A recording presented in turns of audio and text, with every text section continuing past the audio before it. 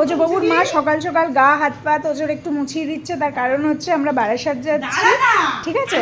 কিন্তু এই যে এইবার আমার নিয়ে টানাটানি করবে, তুই চল বারাসাত।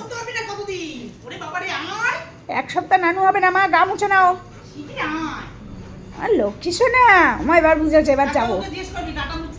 না মুছতে পারবে না এক সপ্তাহ, বলবে এসিতে রাখো, এসিতে। বলবে তোদের ঘর হয়নি, এসি কোথায় লাগাবো? পিটান দেবে রে,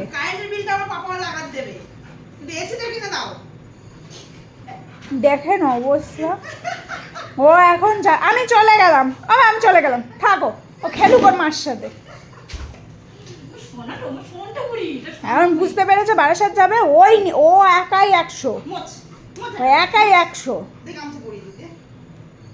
এই তুই গামছা পরে হসপিটাল যাবি? ওরে না আমাকে ঘুরে ফিরে নেচে নেচে আমারে এসে কামড়াচ্ছে। এই ছোটবেলায় এরকম করতো, ঘুরতে ফিরতে আর এসে খুব করে পায়ের মধ্যে কামড়ে দিত।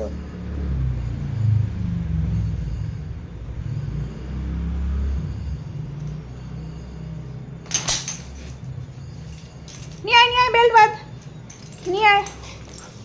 আর পাপার কাছ থেকে 500 টাকার 4টে নোট নিয়ে যা, তাতে যা যা যা। ও সোফায় বসে আমি বেল্ট বেঁধে দিতে পারবো না বুড়ো, বসো আমি বেল্ট বেঁধে দিচ্ছি, সরো। মা এখানে বড়দিদিকে চা দিয়েছে, বড়দিদি চাটুকু খেয়ে উঠতে পারি। এদিকে এসো, এদিকে এসো। কাটাবি তো? আমি উবের বুক করে দিই। সোফায় কেন? এদিকে এসো। আবার সোফায় কি তুই কি দেখাচ্ছিস আমাকে? হ্যাঁ, মাথা খারাপ হয়ে গেছে তোর সকাল সকাল?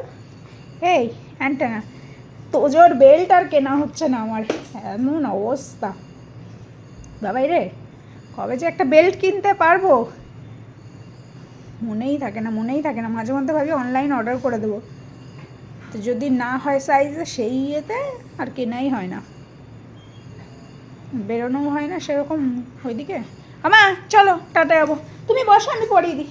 তাহলে আমি তোজোকে রেডি করে বেরোই, দুগ্গা নাম করে, কারণ এমনিতেই 10টা ওভার হয়ে গেছে। সরো মা, নাহলে মেয়েটা গরমে কষ্ট পাবে। বসো তো মা। হ্যাঁ চলো আমরা একটু রেডি হয়ে নিই। টিপু তো পড়াই আছে, মা গা হাত পা মুছিয়ে দিল, এবার শুধু বেলটা বেঁধে চলো।